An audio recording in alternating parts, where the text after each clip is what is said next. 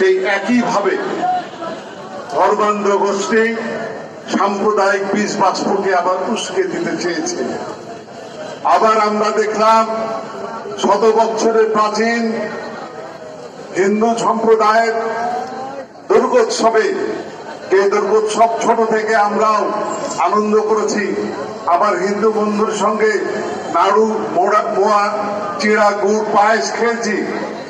সেই অনুষ্ঠানের মধ্যে কে বা কারা আমাদের পবিত্র ধর্মগ্রন্থ আল্লাহ রাব্বুল আলামিনের পাঠানো সর্বশেষ ধর্মগ্রন্থ পবিত্র কোরআন শরীফ মণ্ডপের একটি জায়গায় ফেলে রেখেছে। আমরা বিশ্বাস করি কোন সুস্থ মানুষের পক্ষে এই কাজ করা সম্ভব নয়। সেই মানুষ এই কাজ করতে পারে যার কাছে কোরআন শরীফের কোনো দাম নেই।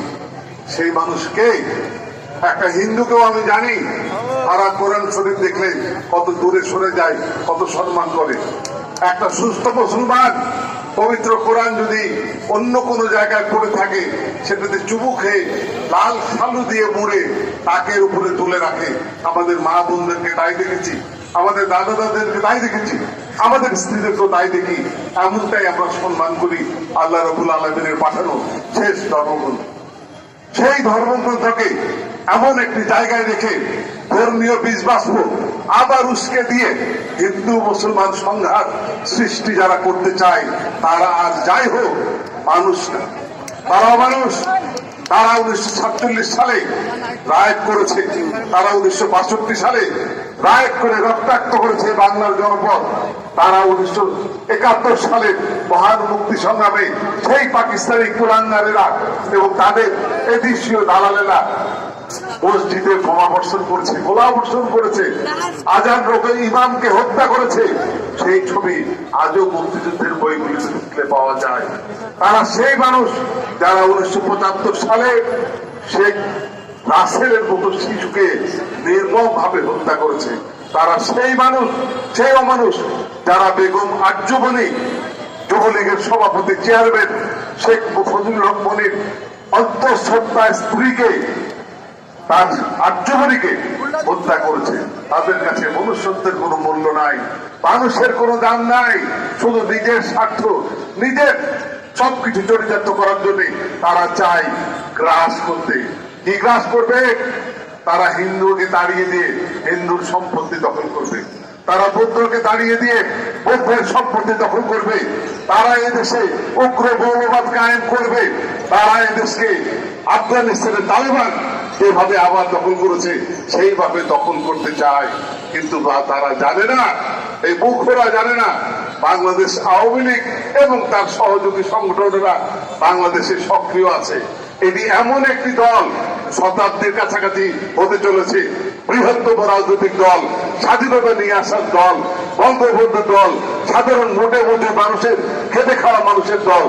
এই দলের একটি মানুষ বেঁচে থাকতে বাংলাদেশ তালেবান হবে না, আফগানিস্তান হবে না।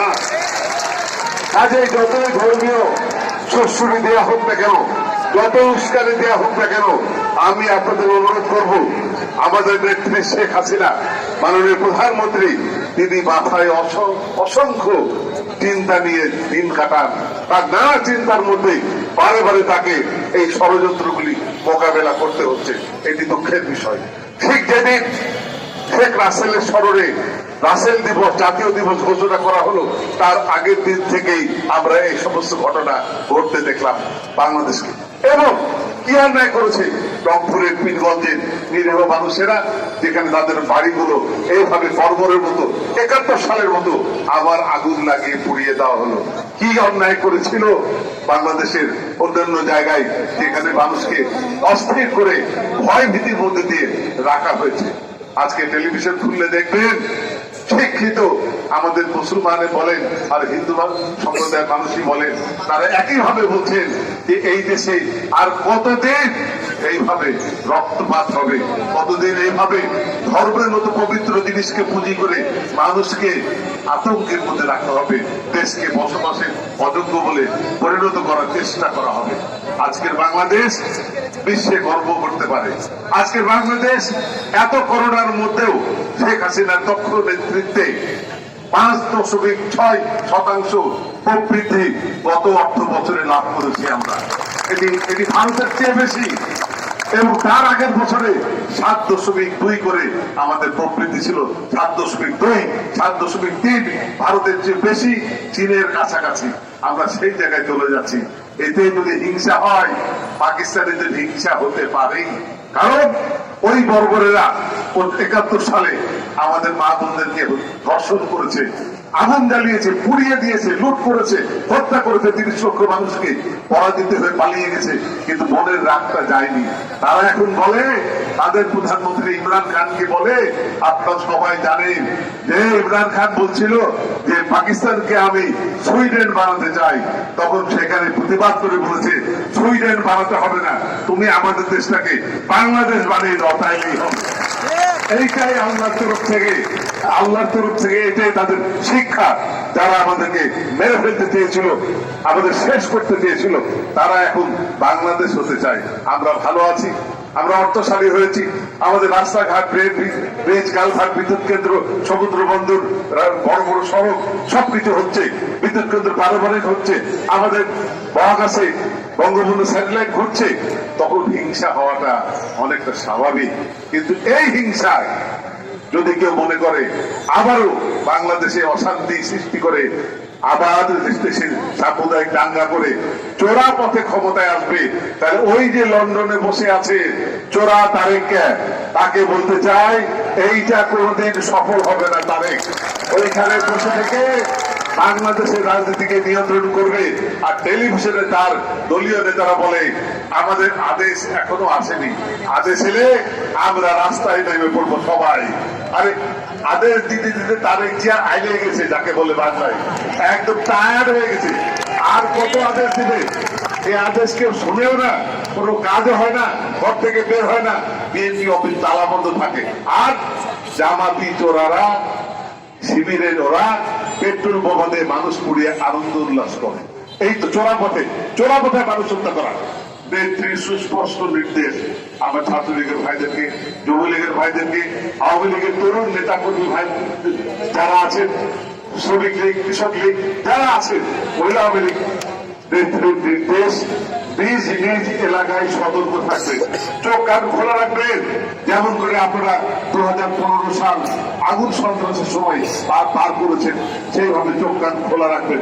কোন অপরিচিত মানুষ, সংঘবদ্ধ দল দেখলে আইন শৃঙ্খলা বাদীকে বা আমাকে আমাদেরকে খবর দেবেন। আর কোথাও কোনো অস্বাভাবিক কথাবার্তা শুনলে সঙ্গে সঙ্গে সেটি 999 এই নাম্বারে পুলিশকে জানাবেন। আপনারা জানেন অজিবাদের জয়ের কারণে আজকে 999-এ বাংলাদেশের যেখান থেকে ফোন করেন পুলিশ ধরবে, অ্যাকশন নিতে হবে পুলিশকে। অ্যাকশন না নিলে সেই সময় যে পুলিশ ডিউটিতে ছিল তার খবর আছে, কিন্তু কাজেই অ্যাকশন তাকে দিতেই হবে। সেই কারণে আপনাদেরকে বলছি এই জিনিসগুলো জানবেন, সতর্ক থাকবেন। ইনশাআল্লাহ আমরা সবাই মিলে এই বাংলাদেশকে অক্ষত রাখবো। শেখ হাসিনা আমাদের নেত্রী, তিনি দেশ চালাচ্ছেন। রাজশাহীকে আমরা নিরাপদে রেখেছি এ পর্যন্ত। আল্লাহ রাব্বুল আলামিনের দয়ায় ইনশাআল্লাহ আমরা আরো নিরাপদ রাখতে চাই। সবাই ভালো থাকবেন, আবার দেখা হবে রাজপথে। জয় বাংলা, জয় বঙ্গবন্ধু।